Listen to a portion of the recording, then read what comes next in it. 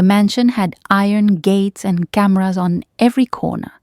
When I arrived, they looked at me like I was an intruder. Security crossed his arms and said my name wasn't on the list. Then, from inside, a small voice screamed my name, and everything changed. My story begins years before that moment, back when I was just another invisible woman crossing the border between two worlds every single day. Not the border between countries, though I'd crossed that one too, but the border between my world and theirs. The world of overdue bills and thin walls, and the world where silence costs millions. I cleaned houses in the richest neighborhood in the city. Enormous homes with marble floors, chandeliers that cost more than my annual salary, and families who barely noticed I existed. I was good at my job, quiet, efficient, invisible. That's what they wanted. Someone who could make their lives easier without actually being seen.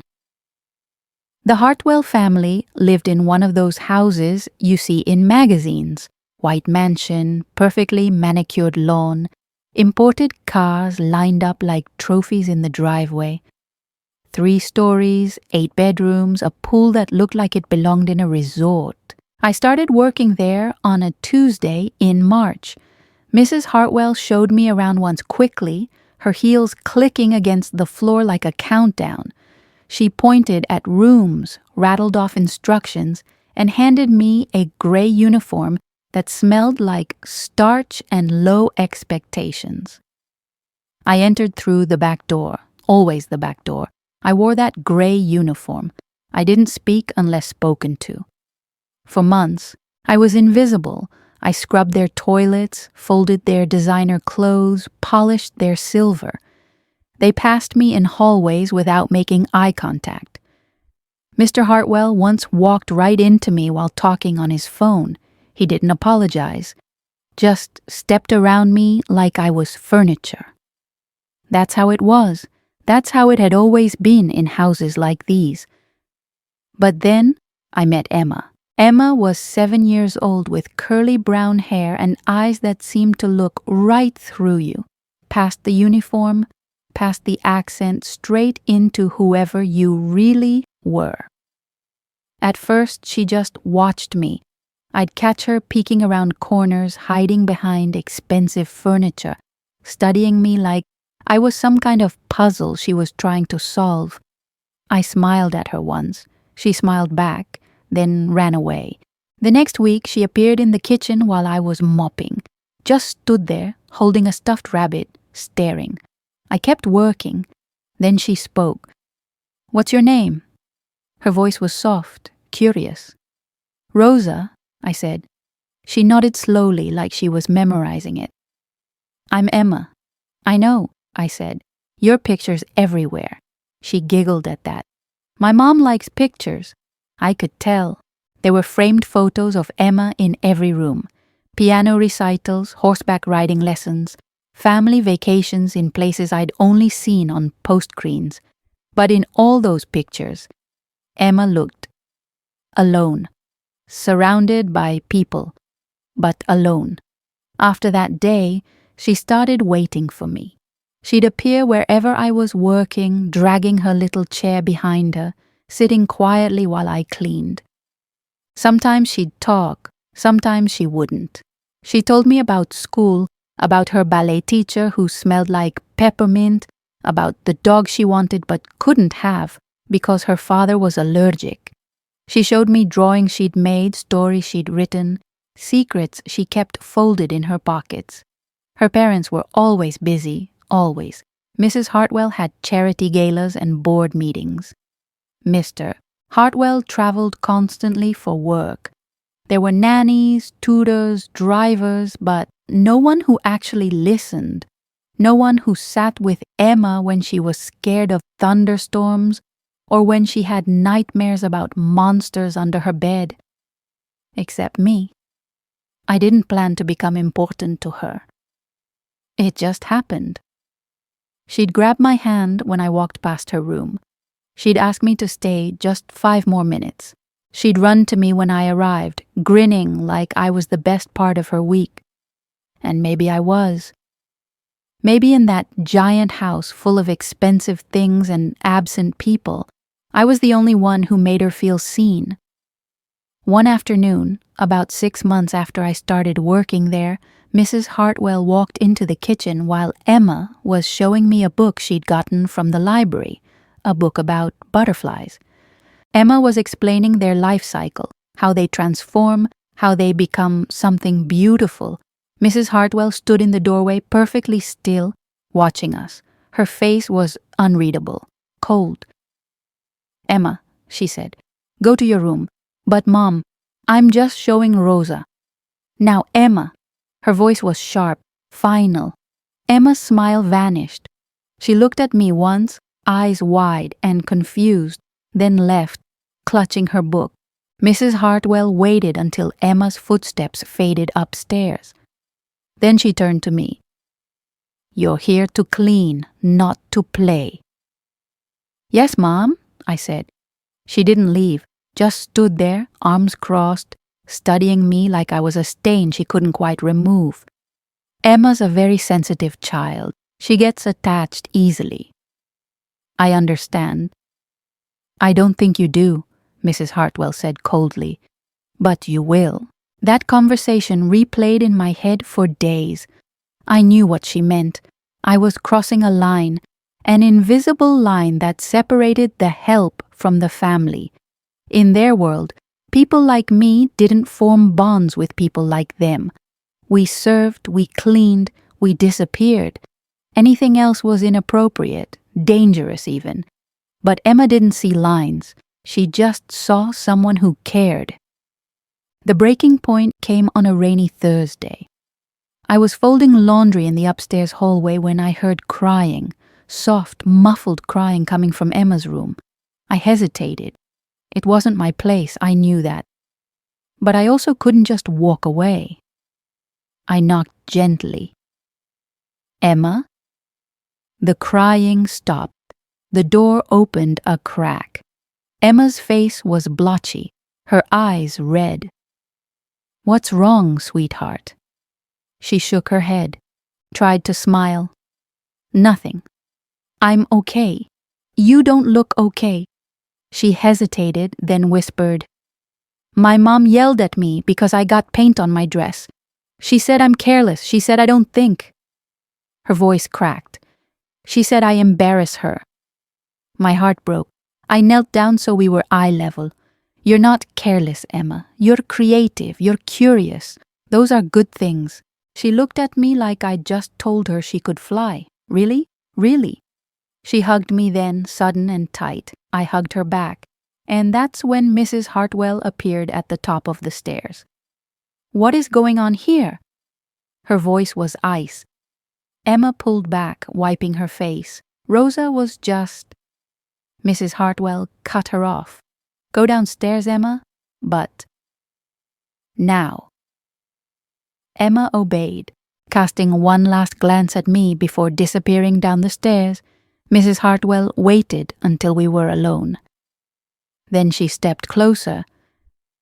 "You're overstepping. I'm sorry, I didn't mean to." "I don't care what you meant. This ends now."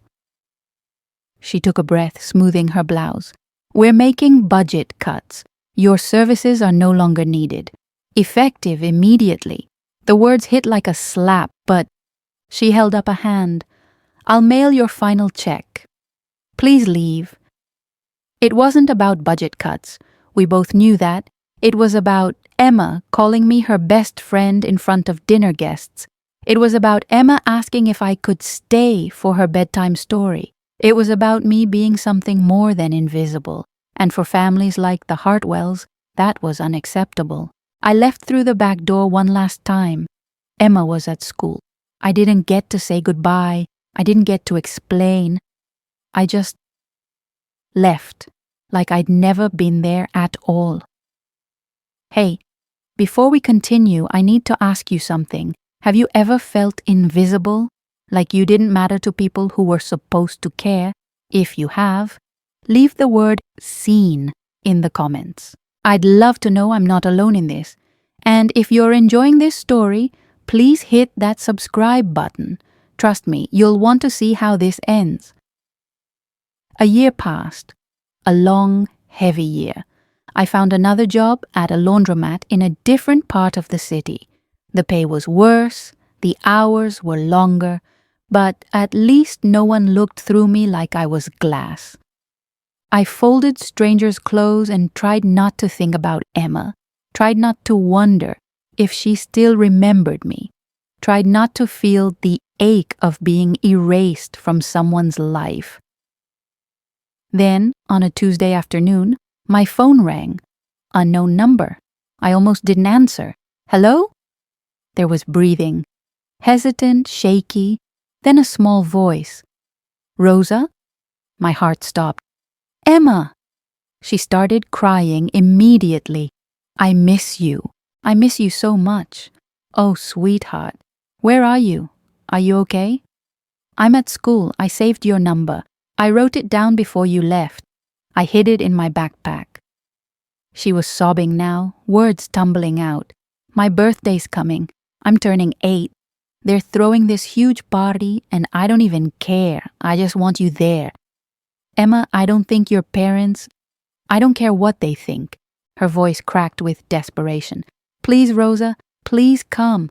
You're the only one who actually cares about me. That's not true, I tried. Your parents love you. They don't even see me, she whispered. But you do. The line went quiet except for her breathing. I closed my eyes. Did your parents say I could come? No, but I'll fix it. I'll tell them. I'll make them understand.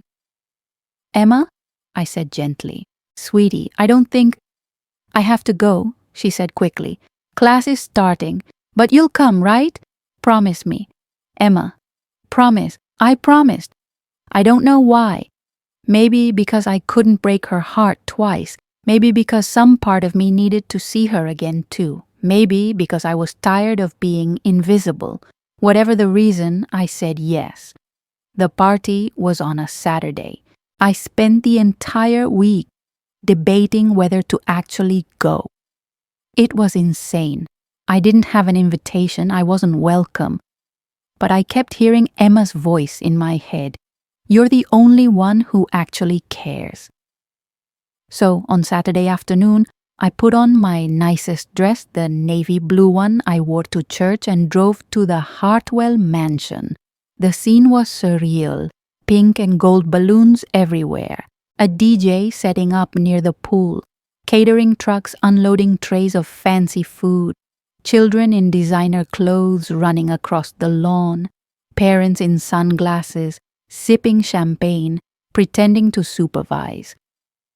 And at the entrance, 2 security guards in black suits checking names on tablets. I approached slowly, my stomach twisting into knots. Hi, I'm here for Emma's party. The first guard, a tall man with a shaved head and dead eyes, didn't even look up. Name? Rosa Delgado. He scrolled some more, then shook his head. You're not on the list. I know, but Emma invited me. She's expecting me. He finally looked at me, looked me up and down, taking in my dress, my shoes, my accent. If you're not on the list, you don't get in. Please, I said, if you could just ask Emma. We don't ask the birthday girl about gate crashers, lady. You need to leave. But I'm not crashing. I'm her friend. The second guard stepped forward. Ma'am, you need to go. Now. People were starting to stare, parents whispering, kids pointing. My face burned with shame and anger. I opened my mouth to argue, to beg, to explain, and that's when I heard it. Rosa. The voice was high, piercing, joyful. I turned. Emma was running, full speed, pink princess dress flying behind her, tiara bouncing on her head, arms outstretched. She crashed into me like a wave, wrapping her arms around my waist, squeezing so tight I could barely breathe. You came! You actually came! I knelt down, held her. Of course I came. I promised, didn't I? She pulled back, grinning through tears. They said you weren't here. They said you weren't coming. The guards stood frozen.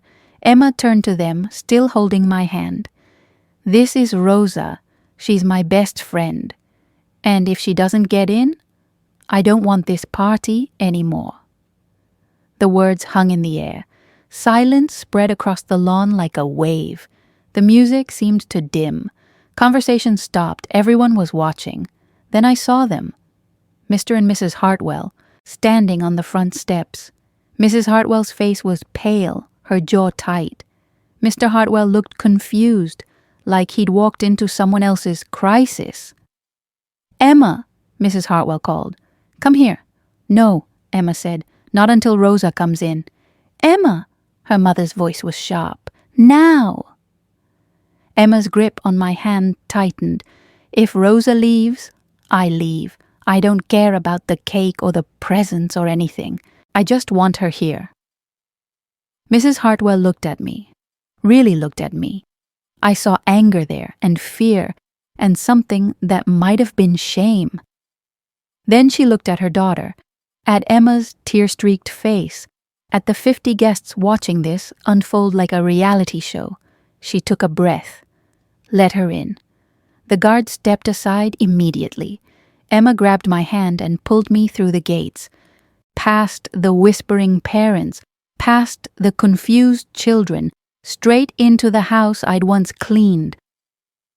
We walked through the foyer I'd mopped 100 times, past the dining room I'd polished, into the backyard where the party was in full swing. If you're still watching, thank you. I know this story is long, but stick with me. The best part is coming. If you haven't subscribed yet, please do. You won't regret it. The party continued, but everything felt different. Off. Parents whispered behind their hands. Mrs. Hartwell moved through the crowd with a frozen smile, playing hostess while avoiding me entirely. Mr. Hartwell shook hands and laughed at jokes, but kept glancing at Emma and me like we were a problem he couldn't solve. Emma didn't care. She held my hand the entire time, dragging me from game to game, introducing me to her friends. This is Rosa. She's my best friend. Some kids smiled, others looked confused. One little boy whispered loud enough for everyone to hear, "Isn't that the cleaning lady?" Emma spun around. She's not the cleaning lady. She's Rosa, and she's better than all of you. The boy's mother gasped. Emma! Mrs. Hartwell appeared suddenly, gripping Emma's shoulder. Apologize. Why? He was rude. Apologize now. Emma looked at me. I gave her a small nod. She sighed. Sorry, but I'm not wrong. The tension was unbearable. I wanted to leave, to spare Emma the fallout, but every time I suggested it, she'd start crying. So I stayed, through cake, through presents, through the awkward, endless small talk. And then, as the sun began to set and guests started leaving, Mrs. Hartwell pulled me aside. We need to talk. I followed her into the study, a room I'd dusted but never really seen. She closed the door, stood with her arms crossed. You shouldn't have come. Emma invited me. She's 8 years old. She doesn't understand boundaries. Maybe that's because no one teaches her about love. The words came out sharper than I intended. Mrs. Hartwell flinched. You don't know anything about my daughter. I know she's lonely. I know she feels invisible in her own home. And I know she just wanted one person who actually sees her at her own birthday party. Mrs. Hartwell's expression cracked, just for a second. Then she rebuilt it, brick by brick. You're overstepping again, maybe. But I'm also the only one she called when she needed someone. Silence filled the room. Then Mrs. Hartwell spoke quieter now. What do you want? Nothing. I came because Emma asked me to. That's all. She studied me for a long moment, then nodded slowly. Fine. You can stay until the party ends. Thank you. But after today, you stay away from my family. I met her eyes. That's Emma's choice, not yours. And I walked out. When the last guest left and the sun dipped below the horizon, Emma hugged me goodbye. She didn't cry this time, just held on tight and whispered, "Thank you for coming." "Anytime," I said, and I meant it. I drove home in the dark, my phone buzzing with a single text from a number I didn't recognize. It was Mr. Hartwell. "We'd like to hire you back, part-time, Emma's been asking." I stared at that message for a long time. Then I typed back, "I'll think about it." Sometimes the people who see us aren't the ones we expect. Sometimes a child understands humanity better than any adult. And sometimes standing your ground means showing up, even when the gates are closed. So, what do you think? Should I have gone to that party? Did I do the right thing? Was it wrong to let Emma get that attached to me? Drop your thoughts in the comments below. I'd love to hear from you. And if you enjoyed this story, please subscribe to the channel for more real, emotional stories like this one. Thank you for listening. I'll see you in the next one.